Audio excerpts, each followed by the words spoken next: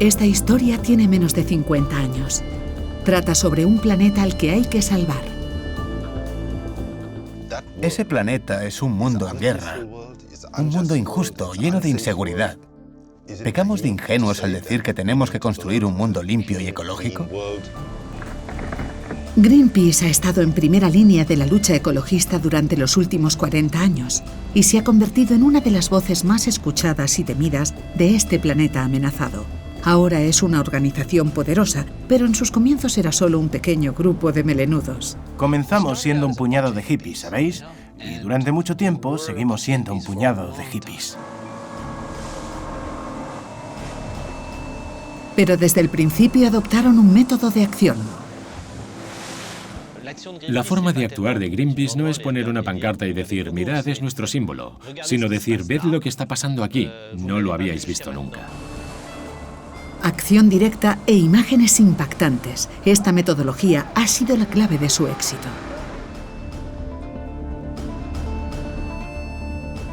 La historia de Greenpeace ha sido excepcional.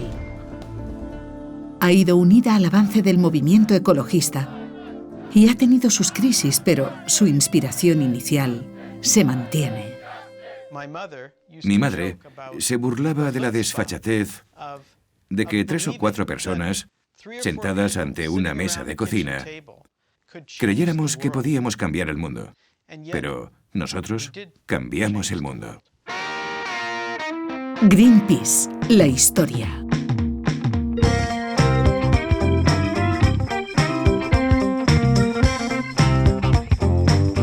A comienzos de los años 70 del pasado siglo, el mundo estaba dividido por fronteras, muros y bloques, con el bloque comunista al este y el bloque capitalista al oeste. El planeta entero era el terreno de juego en el que ambos bloques competían en la carrera armamentística y jugaban a la guerra, usando a pequeñas naciones como intermediarios.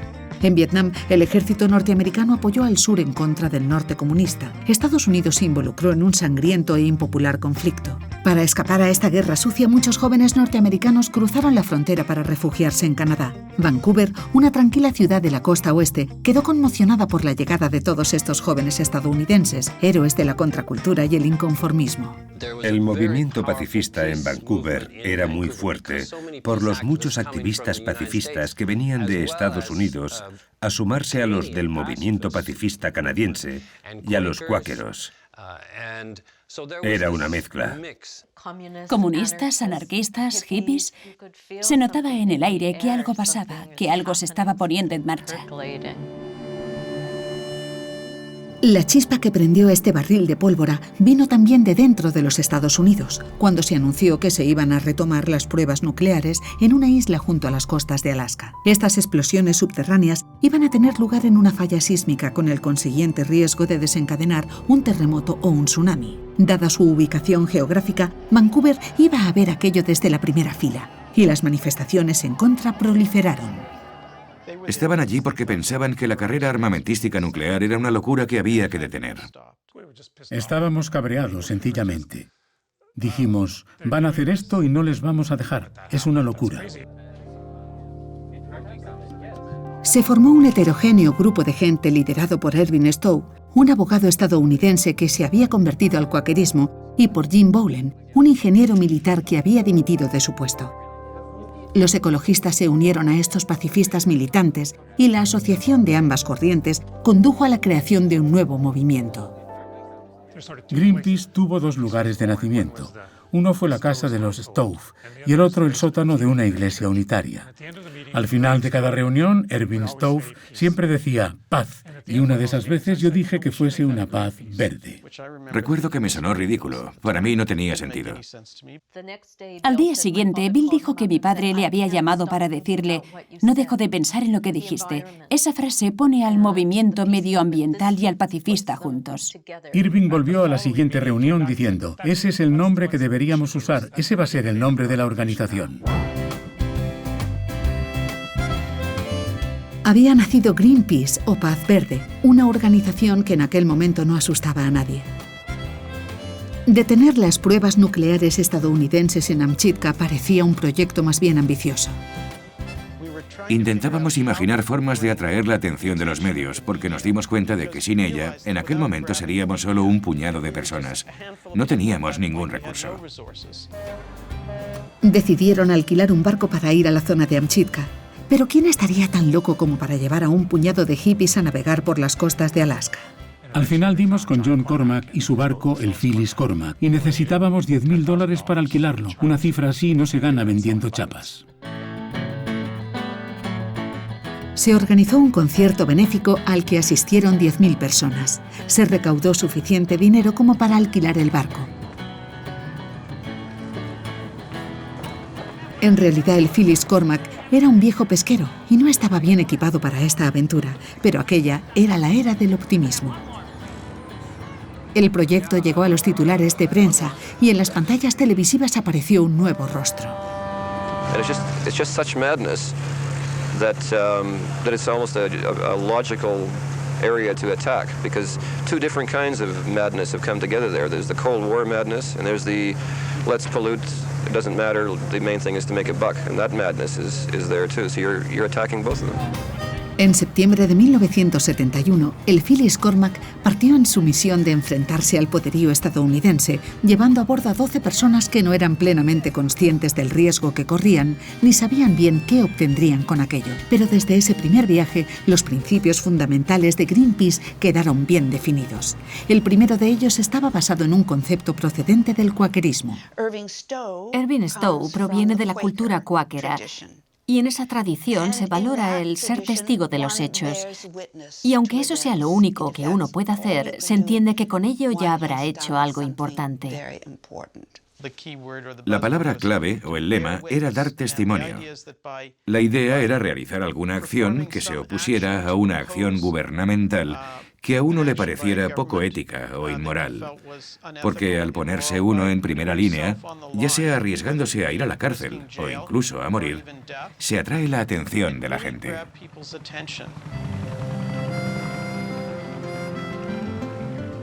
Dar testimonio de algo que se nos oculta. Y para ello, valerse de los medios de comunicación. Ese es el segundo principio de Greenpeace. A bordo del Phyllis Cormack iban varios periodistas. Ben Metcalf informó de aquella aventura en Radio Canadá. Y Bob Hunter escribió sobre ella en el diario Vancouver Sun. Hunter era una persona excepcional y llegaría a convertirse en el primer presidente de Greenpeace. Bob Hunter tuvo la habilidad de inspirar a la gente y eso fue muy importante. Era un líder natural. En gran medida, él fue el ideólogo de la organización, pero en mi opinión, fue sobre todo un auténtico visionario del movimiento ecologista en su conjunto. Hunter publicó su columna cada día del viaje. Su propósito era mantener el interés del público hacia esta odisea tan idealista. En nuestras misiones nos llevamos a los medios de comunicación. Hasta nos convertimos en medios de comunicación cuando hizo falta. This is Ben Metcalf aboard the Greenpeace, reporting to Radio Noon. The Greenpeace has now been out nearly a month on its voyage of protest against the U.S. hydrogen bomb test at Amchitka. Recuerdo que las transmisiones desde el Greenpeace eran electrizantes, con la voz de Ben Metcalf entrecortada por las interferencias. A veces casi costaba entenderle y se oían las olas de fondo.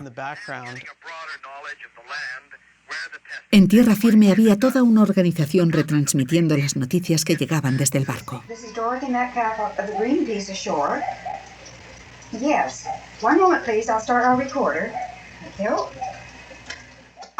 Yo misma ideé mi cometido, ya que sabía cómo funciona la prensa y lo que los medios necesitan. E hice una lista de todas las emisoras de radio de Vancouver y de las agencias de prensa, tanto nacionales como internacionales. Lo bonito, o lo genial de Greenpeace, por así decir, es que ha tomado la idea de dar testimonio y la ha usado para captar la atención de los medios. Pero los estadounidenses pospusieron la fecha de prueba nuclear y empezaron a surgir dudas. ¿Debíamos seguir adelante? ¿Debíamos regresar? ¿Qué tiempo iba a hacer? ¿Podríamos sobrevivir ahí fuera? ¿Cómo responderían los medios ante esto? ¿Qué era lo más importante que había que comunicar? La mar empezó a picarse en el Golfo de Alaska al desencadenarse varias tormentas. Tras un nuevo aplazamiento de la prueba nuclear y llevando más de un mes de viaje, la tripulación decidió volver a casa por 7 votos contra 5. Tuvieron que dar la vuelta, porque aquel pesquero no habría aguantado. Nos disgustamos. Estábamos furiosos. Nos gritamos unos a otros y discutimos un montón.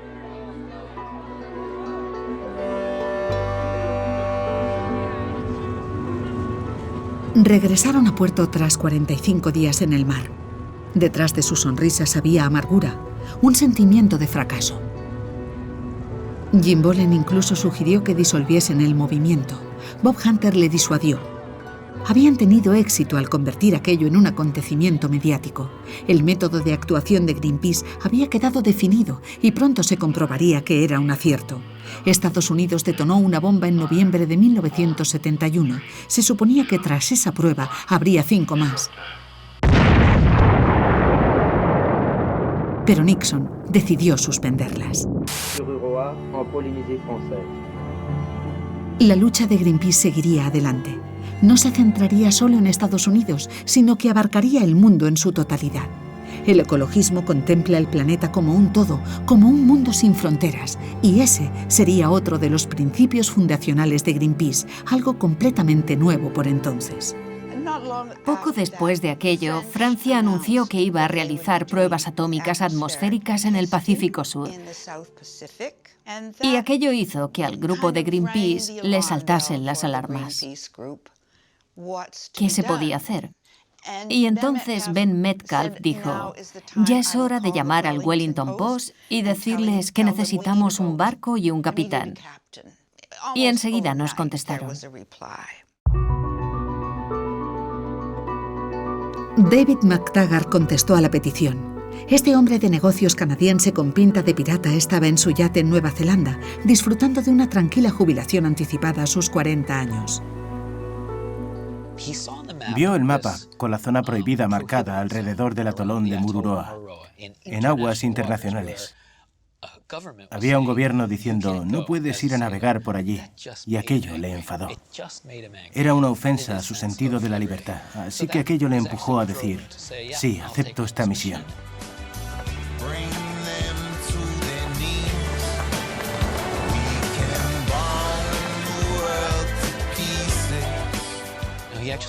Navegó con ese barquito diminuto hasta la zona de pruebas atómicas, sin saber si iban a detonar la bomba o no, y desafió a una de las mayores potencias militares del planeta.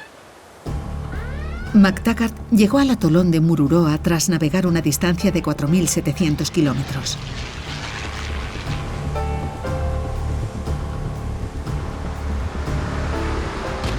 Acababa de entrar en la zona prohibida cuando una unidad naval abordó su yate. Pese a que el ejército francés lo negó luego, McTaggart recibió una paliza, resultando herido en un ojo. Estas fotos, tomadas por un miembro de la tripulación, fueron ampliamente distribuidas e hicieron a McTaggart famoso en todo el mundo.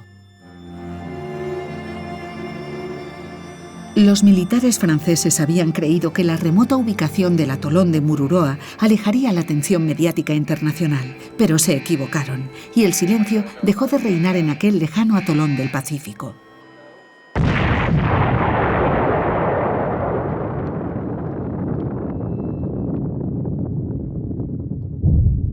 Un año después, Francia decidió interrumpir las pruebas atómicas atmosféricas.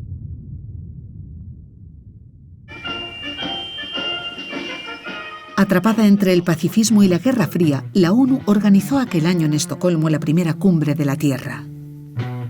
Delegados de unas 100 naciones debatieron allí sobre la enorme contaminación causada por el proceso de industrialización iniciado tras la Segunda Guerra Mundial. Bajo el lema «Una sola tierra» surgió el concepto de contaminación sin fronteras. Esa era la noción central del movimiento ecologista que se oponía a las ideas paranoicas de la época. Por otra parte, hay que tener en cuenta que en el entorno de la contracultura, entre los grupos de jóvenes pacifistas que acamparon a las puertas de la cumbre de Estocolmo, el concepto de frontera ya era cosa del pasado. Ese era el punto de vista de los fundadores de Greenpeace. Lo único que tenían que hacer era ponerlo en práctica, porque el medio ambiente aún no era noticia. En el grupo había quienes pensaban que debíamos centrarnos en el armamento nuclear, pero queríamos ocuparnos del ecologismo en sentido más amplio. Uno de nuestros principales objetivos por entonces era que se hablase del medio ambiente. Queríamos hacer algo grande, a gran escala, que todo el mundo pudiera ver, y empezamos un movimiento ecologista. Y por eso, al final decidimos hacer la campaña de las ballenas. Bob vio en aquello una gran oportunidad de lograr lo que él denomina la bomba mental. Las ballenas podrían ser un símbolo del ecologismo y la naturaleza.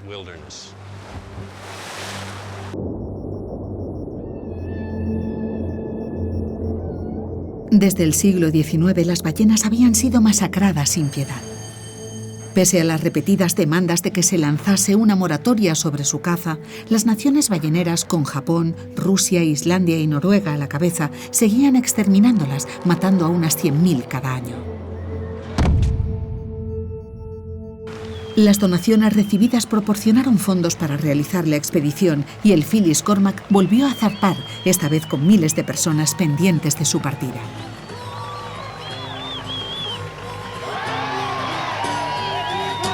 All the Greenpeace is a-sailing, they're crazy as hell. They'd be riding the big ocean in a hollowed-out shell. They'll probably get seasick, or they'll probably go blind. They're probably on drugs, or at least out of their minds.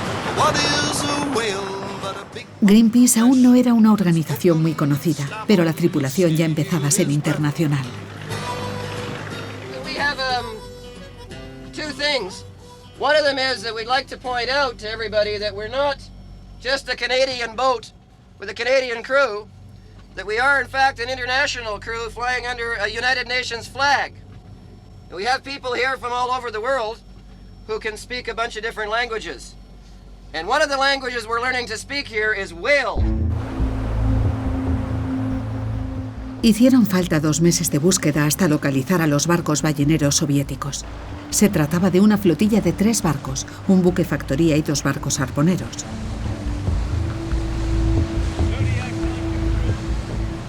Había llegado el momento de lanzar las lanchas inflables.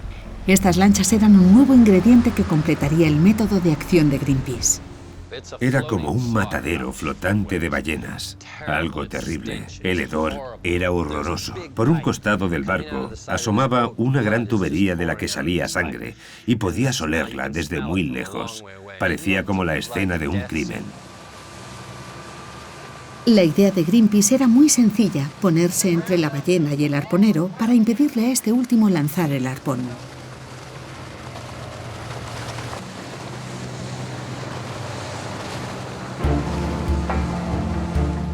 Cada vez que el arponero iba a disparar, yo maniobraba para bloquearle, y funcionó muy bien.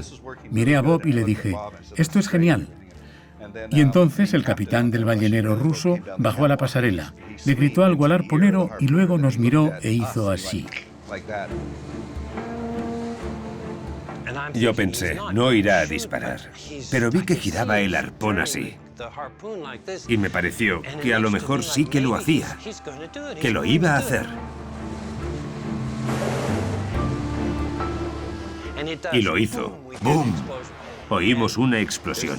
Y llevaba aquel cable sujeto, y el cable fue a parar justo al lado de su barco. Pudo haberles matado fácilmente.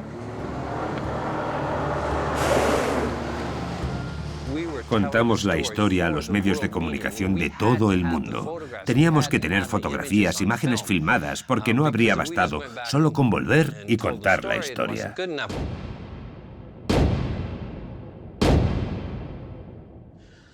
Un barco delante de un arpón para salvar a una ballena. Y esa imagen tan sencilla lo decía todo de una sola vez. Así captas el mensaje. ¿Estás con el arponero o con la ballena? ¿De qué parte estás? Y eso marca una línea muy clara entre ambas posibilidades, forzándote a elegir. Lleva a la gente a la escena del crimen y les confronta con esa elección.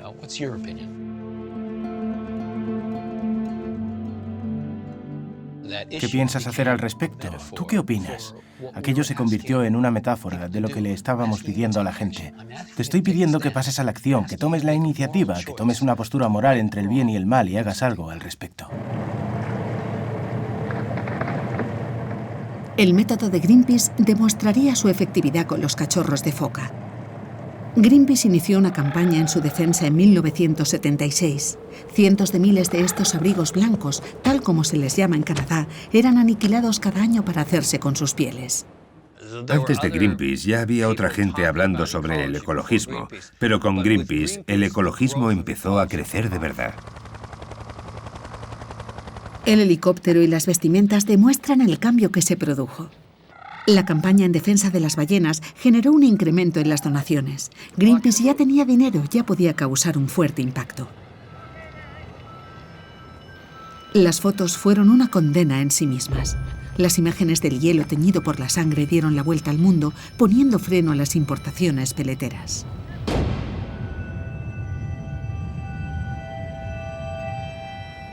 Greenpeace estaba ganando renombre internacional.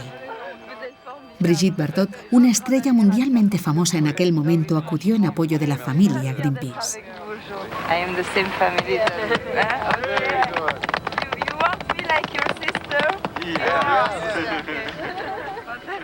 Los impermeables de color naranja se pusieron de moda.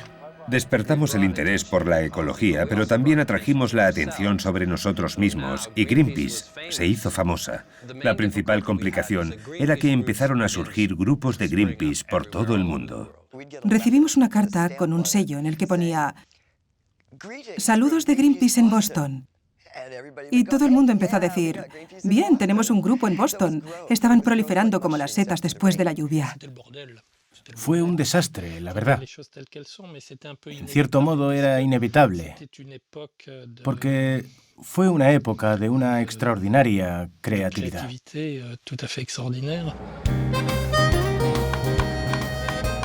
En los muelles de Londres había un viejo barco a punto de ser desguazado. Era el Sir William Hardy, que se convirtió en el Rainbow Warrior o Guerrero del Arco Iris, un barco que tendría un trágico final. Su precioso nombre fue idea de Bob Hunter, que discretamente se retiró para dejar que un viejo conocido suyo tomase el timón de Greenpeace. Ahora teníamos que hacer encajar todo aquello y David McTaggart fue muy importante para ello, porque tenía más experiencia que el resto.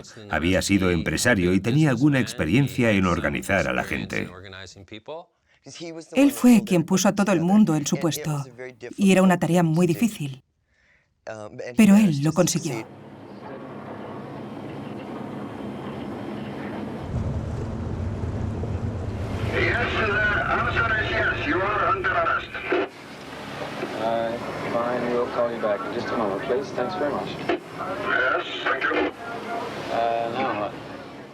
La idea de David era que podíamos construir una organización que se ocupase de asuntos de los que no puedes ocuparte a nivel nacional. Los problemas transfronterizos e internacionales. Él vio esas carencias. El exempresario concibió Greenpeace como una multinacional ecologista. Trasladó la central a Ámsterdam. La independencia financiera quedó asegurada mediante donaciones procedentes de los afiliados a la organización, cada vez más numerosos.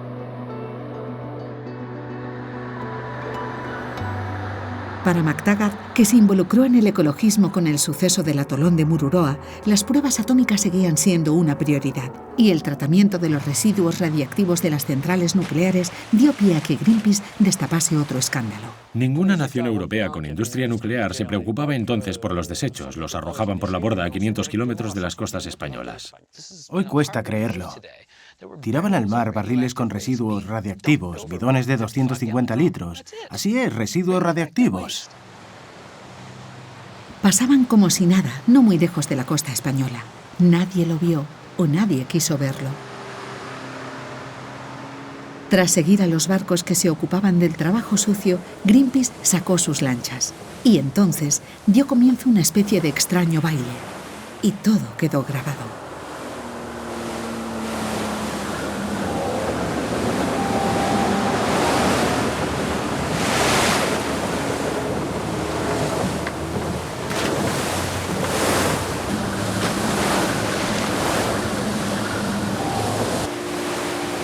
Pero aquello no era ningún juego. Casi se produjo un accidente serio cuando 2 barriles de 800 kilos, es decir, 1.600 kilos de residuos nucleares, cayeron sobre una lancha.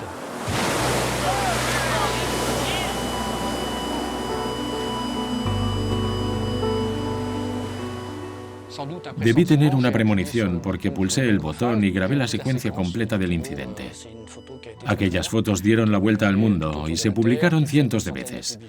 La conexión entre la acción, la obtención de la foto y el resultado de la campaña en menos de 6 meses fue espectacular. 6 meses después, la Convención de Londres aprobó una moratoria sobre el vertido de desechos nucleares al mar.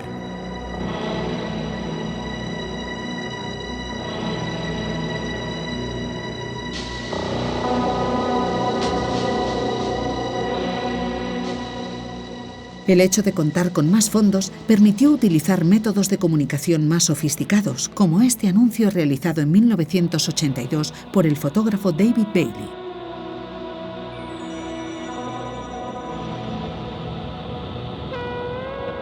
Greenpeace tenía a la industria nuclear en su punto de mira.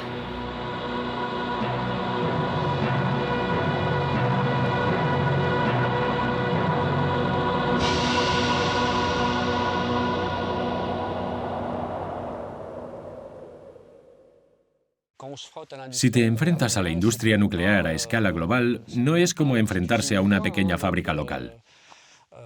Hay veces en que te dices, estamos luchando contra algo muy grande. ¿Podemos cambiar las cosas? Lo más duro para una organización es cuando el blanco es grande, ya sea una corporación o un gobierno. Tienes que ser tan pequeño como para que no te presten atención, como si fueses un mosquito que les picase, o bien tienes que ser tan grande como para que no puedan contigo. Lo peligroso es estar en un punto intermedio. Durante el verano de 1985, Greenpeace estaba atravesando ese punto intermedio en el que no era ni lo bastante pequeña ni lo suficientemente grande, y se vio atenazada por todo tipo de paranoias. Y cuando el Rainbow Warrior arribó a Auckland para realizar otra campaña antinuclear, nadie imaginó que los elementos que desencadenarían la tragedia ya estaban allí.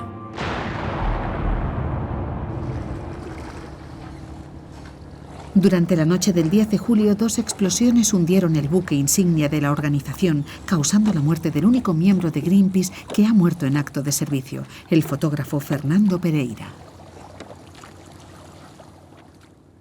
Creo que aquel día maduré. El día en que hundieron Rainbow Warrior y Fernando murió. Ese fue el día en que dejamos de ser unos adolescentes y nos hicimos adultos. El trauma de convertirse en el blanco de alguien y saber que tenían a un infiltrado fue enorme. La CIA, el KGB, el Servicio Secreto Británico, todo parecía improbable pero posible. Al final, la investigación demostró que el responsable había sido el Servicio Secreto francés. Greenpeace estaba en la línea de fuego y no tuvo más remedio que madurar. Fueron tiempos tremendamente difíciles, tanto por lo que había ocurrido como por cómo eso cambió a la organización. Fue el Ministerio de Defensa quien convirtió a Greenpeace en la organización para la defensa del medio ambiente más importante del mundo. A partir de finales de 1985 empezaron a lloverle los cheques. El número de afiliados creció a un ritmo sensacional. Y la verdad es que manejar aquel crecimiento tan absolutamente disparatado fue muy difícil. Al final, Greenpeace superó el trauma valiéndose de sus propias armas. Se hizo una recreación del Rainbow Warrior en la bahía de Matauri, en Nueva Zelanda, ante las cámaras de televisión de todo el mundo. Con más de 1 millón de afiliados, Greenpeace necesitaba volver a movilizarse en torno a un proyecto ambicioso. Llegaba tanto dinero y la organización recibía tanta atención que teníamos que ser muy conscientes para seguir haciendo lo que hacíamos. Greenpeace se embarcó en un proyecto aparentemente descabellado: salvar la Antártida. Con el pretexto de proteger a ese continente, la Convención de Wellington había autorizado la exploración de sus recursos mineros. Eso abrió las puertas a las grandes compañías que estaban deseando hacerlo.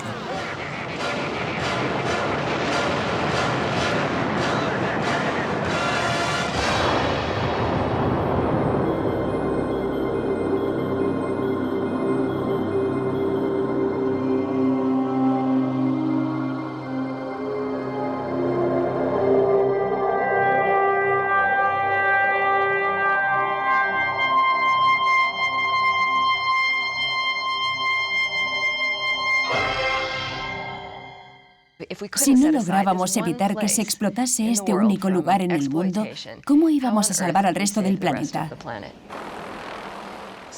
Por eso decidimos ir a aquel continente y establecer allí un campamento base propio.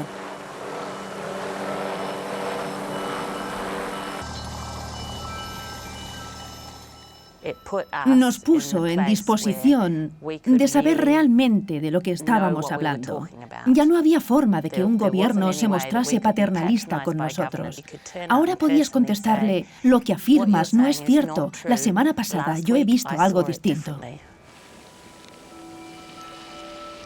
La construcción de la base no solo demostró la capacidad logística de la organización y su fortaleza económica. Sobre todo significaba que ahora tenían que invitarla a intervenir en las negociaciones internacionales. La campaña de la Antártida marcó un cambio en la estrategia de Greenpeace e incluso en su naturaleza. La organización empezó a trabajar también entre bambalinas, en el terreno político, algo muy distinto a su acción directa habitual. También desarrollamos una extensa campaña muy poco visible en las más altas esferas, moviendo los hilos y valiéndonos de gente bien relacionada. Una de esas personas fue Jacques Cousteau, que se comprometió mucho y estuvo muy interesado en este asunto. Y en un momento dado hizo una petición oficial en Francia, consiguiendo como 1 millón de firmas de apoyo. Irónicamente, la situación política en Francia jugó a favor de Greenpeace. Michel Rocard acababa de ser nombrado primer ministro y una de sus tareas fue reparar el daño causado por el hundimiento del Rainbow Warrior. Michel Rocard me telefoneó y me dijo: Brice, tenemos que lavar esta mancha en nuestro honor como nación. Nunca debimos hacer algo como aquello. Ven y ayúdame a establecer una política medioambiental firme. Y nos centramos sobre todo en el Pacífico. ¿Qué podíamos hacer por el medio ambiente del Pacífico Sur? Nunca olvidaré cuando en 1989 recibí una llamada de la persona con la que trabajábamos en la Fundación Cousteau. Me llamó y me dijo: Kelly, Francia va a salir del tratado minero y va a optar por la protección medioambiental. Yo le contesté: sí, vale, eso suena bien. Y él me dijo: Kelly, acabamos de ganar en esta campaña. Conseguir que un país abandonase el tratado fue un logro enorme.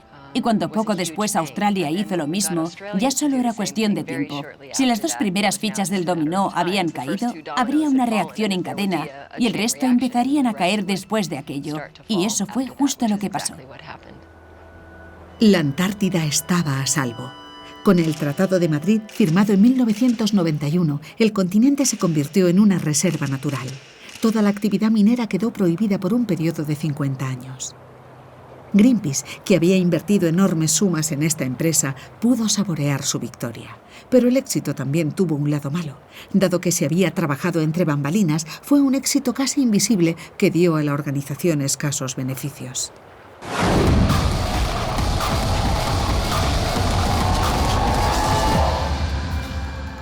Y al mismo tiempo, la crisis ecológica iba en aumento.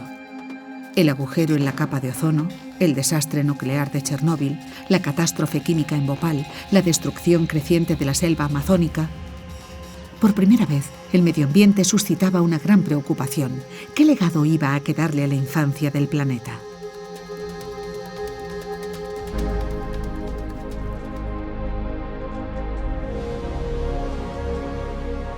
Veinte años después de la Cumbre de la Tierra en Estocolmo se celebró una segunda en Río de Janeiro. Esta vez, dada la crisis, acudieron los jefes de Estado. Fue la mayor reunión de líderes mundiales en toda la historia. Por primera vez se emitió una declaración que relacionaba el desarrollo con la protección medioambiental. Una convención del cambio climático confirmó la necesidad de reducir las emisiones de gases de efecto invernadero. Fuera de la cumbre oficial, 17.000 personas acudieron a diferentes fórums organizados por los representantes de 1.500 organizaciones no gubernamentales. El medio ambiente se estaba convirtiendo en un asunto político y social. Greenpeace habría celebrado ese hecho, pero la organización quedó eclipsada entre la multitud. Su mensaje se estaba diluyendo al convertirse en lugar común. Se produjo una crisis de identidad y también financiera. Las afiliaciones, que en 1990 habían estado cerca de alcanzar los 5 millones, ahora estaban cayendo. Greenpeace necesitaba recuperar su antigua imagen y volver a sus métodos de acción tradicionales, y en 1995 se le presentó la oportunidad de hacerlo. Desde la subida de los precios del petróleo en los años 70, el Mar del Norte se había convertido en un inmenso campo de plataformas petrolíferas que habían proliferado como la mala hierba. Pero las plataformas estaban envejeciendo. ¿Cómo podían ser desmontadas? Shell fue la primera compañía en afrontar este problema y adoptó una solución muy sencilla: iba a hundirlas en el mar. Las compañías petroleras pretendían arrojar al entorno unas instalaciones de un tamaño equiparable al de la Torre Eiffel. Basura arrojada a los mares, la perspectiva de una confrontación directa, aquella era una oportunidad demasiado buena y Greenpeace volvió a movilizar sus lanchas. Se entabló una encarnizada batalla para ocupar la plataforma Brent Spar. Desde el helicóptero poníamos todas esas lanchas inflables entrecruzándose sobre la superficie con cañones de agua apuntándolas. Y una vez más, faltó poco para que ocurriera una tragedia.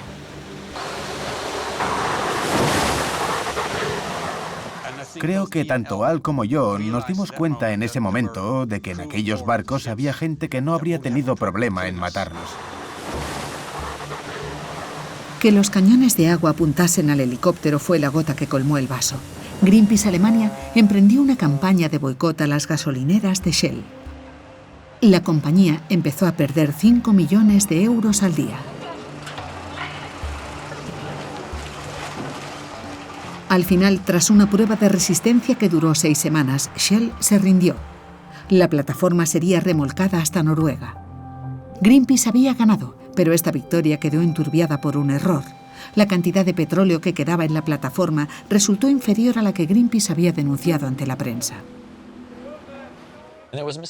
Hubo un error en la toma de muestras que no se había supervisado adecuadamente. Fuimos honestos y declaramos que habíamos cometido un error en la toma de muestras. Pero eso no quita que hubiese residuos químicos. Y aun si en la plataforma no hubiese habido residuos químicos, nos habríamos opuesto a que la hundieran. No importó que Greenpeace estuviera en lo cierto en lo básico, su credibilidad quedó seriamente dañada, pero pronto los acontecimientos dieron un vuelco a las cosas. La France va reprendre ses essais nucléaires. Après large consultation, j'ai pris la décision, parce que je la considérais nécessaire aux intérêts supérieurs de notre nation. El anuncio hecho por Jacques Chirac de que su país iba a hacer más pruebas atómicas en el Pacífico abrió un nuevo capítulo en la guerra que durante casi 25 años había enfrentado a Greenpeace con Francia. Greenpeace reaccionó rápidamente desplegando un operativo de excepción formado por 2 barcos y un helicóptero que partieron rumbo a Mururoa.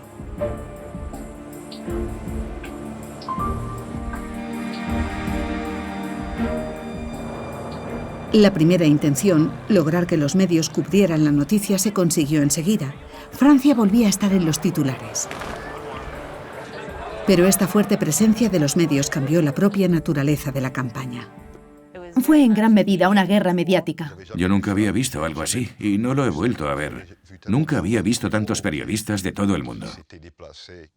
El mundo entero estaba atento a esta confrontación entre Greenpeace y el poderío francés. Rainbow Warrior, this is Levallois. Your boat is inside the French territorial waters of Mururoa. I request you stop immediately. And I am going to Mururoa. I am going to Mururoa.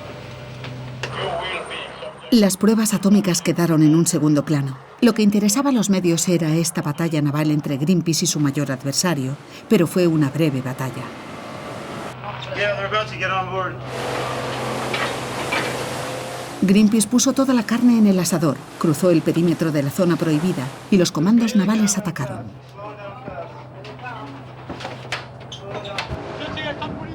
En solo 2 horas, Greenpeace perdió sus 2 barcos y también la batalla de imagen. Fue el vídeo de la Marina francesa el que mostró el asalto al mundo. Greenpeace no pudo difundir sus propias imágenes. Estas fueron las últimas que tomaron. Rainbow Warrior. The French commanders have cut the main terminal, the main MSA terminal communications. La captura de los dos barcos fue un gran golpe para nuestros planes, porque ambos estaban capacitados para transmitir grabaciones de vídeo al mundo entero.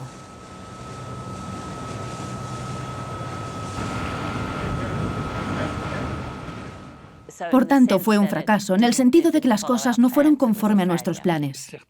Desde luego que Greenpeace ha cometido fallos, tanto por algún eventual exceso de arrogancia como por ingenuidad. Así que es cierto, hemos presenciado muchas reacciones adversas. En cuanto la batalla naval acabó, los medios se retiraron y Francia siguió con sus explosiones subterráneas.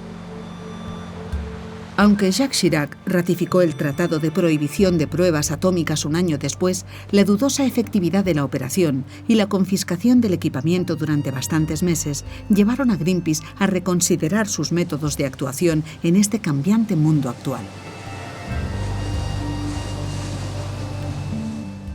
Tienes que encontrar nuevas formas de contar tu historia, porque una vez la cuentas ya no sirve de nada. Salir con las lanchas y obstruir el paso a los barcos ya se ha hecho. La gente ya lo ha visto, así que tienes que reinventarte constantemente si quieres cambiar la sociedad. La cumbre de la Organización Mundial del Comercio en Seattle iba a señalar el advenimiento de la globalización comercial, pero en vez de eso puso de manifiesto una fuerte resistencia a la globalización neoliberal. Los movimientos antiglobalización ocuparon las calles, captando la atención de la gente y haciendo patente su descontento.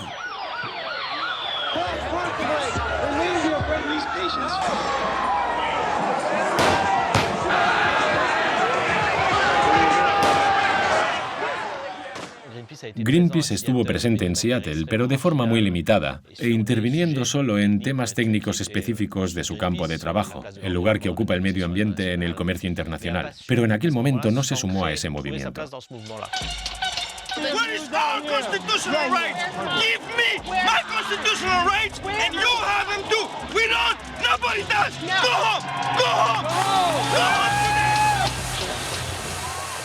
En Seattle se desencadenó una violencia inesperada y los puntos de referencia habituales dejaron de serlo. Había que integrar el ecologismo entre otros movimientos del comercio internacional, del mismo modo que otros valores ajenos al mercado, como los derechos humanos o los derechos fundamentales de los trabajadores. Teniendo en cuenta la necesidad que tienen los países del sur de desarrollarse, el ecologismo ya no podía ser definido como la protección de los recursos naturales. La dimension nord-sud de ces problématiques-là était pas du tout, était très peu intégrée. Pero la organización tenía que posicionarse en relación a ese movimiento. Greenpeace abrió nuevas oficinas en la China continental, en la India, en África y en Sudamérica, y cambió su línea de ataque. Por ejemplo, en el Golfo de Guinea. Esto ya no era una mera protesta en defensa de especies amenazadas, era el llamar la atención sobre unas nuevas prácticas pesqueras que estaban haciendo peligrar no ya el equilibrio ecológico, sino el equilibrio económico de la región. Para limitar la presión de la pesca en torno a Europa, enviamos a nuestros barcos a pescar frente a las costas de África, estableciendo para ello acuerdos de cooperación con Marruecos, Senegal, etc. Y el efecto directo fue que la presión de la pesca aumentó localmente, con lo que las pequeñas industrias pesqueras tradicionales no pudieron seguir pescando. Parte de los pescadores tradicionales tuvieron que abandonar su trabajo. Se convirtieron en traficantes de inmigración ilegal con destino a Canarias. Y con ello se cierra el círculo. Aquí se produce ropa vaquera a destajo, pero podrían haber sido productos electrónicos o juguetes. En China hay polución desde que el país se convirtió en la manufacturera a bajo coste del mundo. En Sudamérica o en África hay deforestación desde que se convirtieron en proveedoras de materias primas. Además de condenar los escándalos, Greenpeace se transformó. Integró la comprensión de los sistemas económicos en su búsqueda de soluciones. Símbolo de esta evolución fue la elección de su nuevo director ejecutivo. Hola, me llamo Kumi Naidoo. Soy de Sudáfrica. Parte del problema al que se enfrenta ahora el mundo es que no respondemos a los retos globales de un modo interconectado. No se puede hablar de justicia medioambiental sin hablar de justicia económica, porque la justicia medioambiental sufre el impacto del tipo de prácticas económicas de esa economía. For example, in South America, rainforests and other natural landscapes are destroyed every day to make room for genetically engineered monocultures and pasture. At the same time, the genetic engineering lobby claims genetically engineered crops can help to reduce world hunger. Genetic engineering is not the answer. La campaña contra la ingeniería genética nos permitió empezar a posicionarnos en un terreno de juego más amplio, en el que dijimos, lo que hay que cambiar es el modelo agrario. La ingeniería genética no solo le concierne a Francia, afecta a la soberanía alimentaria de muchos países del mundo. Ministry of Rice. Take this ingenious invention that Gene is carefully preparing. Looks like normal rice, you're thinking. But in fact, it's genetically modified rice. Oh, by its official name.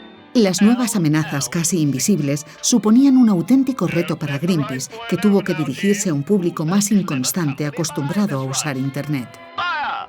Who makes the weed killer? Fire! Let's keep this in the family. It's so innovative and new, you'll be the first in the EU to test it. ¿Cómo retomar lo que hacíamos en la era de la televisión y recrearlo de modo que funcione en las redes sociales? Miras estas cosas y dices, vale, ¿cómo convertir esto en una bomba mental? You'll have heard about climate change. Los nuevos medios de comunicación fueron una herramienta formidable con la que refinar la estrategia. Se aumentó la presión sobre el sector industrial, eligiendo a una empresa destacada. Greenpeace es una organización con recursos limitados. Pero las organizaciones a las que atacamos tienen recursos ilimitados. Obviamente no podemos atacar a todas las compañías a la vez. Así que una de nuestras estrategias es usar el método de la zanahoria y el palo. Primero preguntamos a las compañías cuál es su postura. Y dependiendo de lo que nos contesten, buscamos a una, o a veces a dos, contra las que emplear nuestros medios de ataque.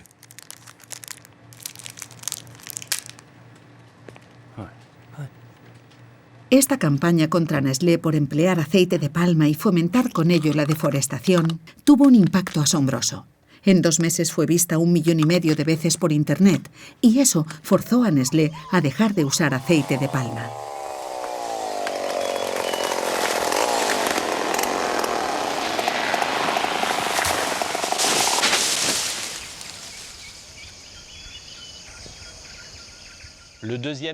Luego llamas a la siguiente en la lista dentro de esa industria y enseguida te cogen el teléfono y te dicen, reunámonos.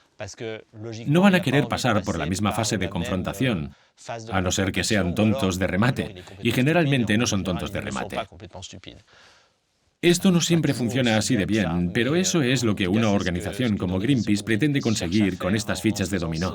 Quieres que la primera caiga de forma que las demás caigan después.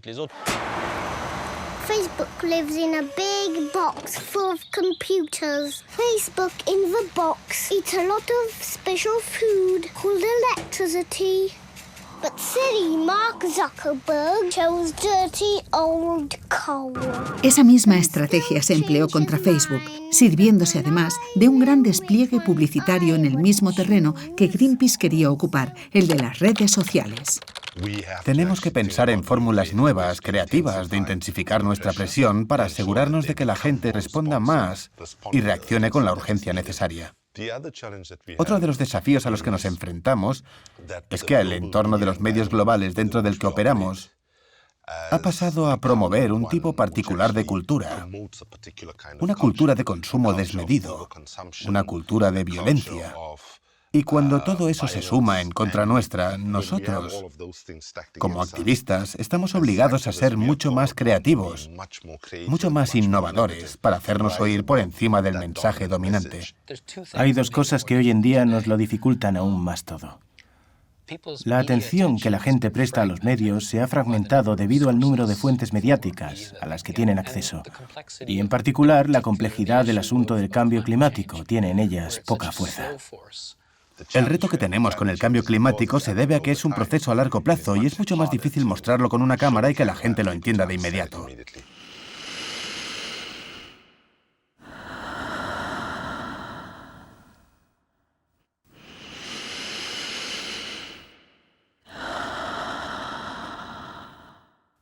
El cambio climático es la mayor amenaza medioambiental a la que nos hemos enfrentado nunca como civilización, como seres humanos, como planeta. Y si no nos ocupamos de ella, se acabó todo. Punto final.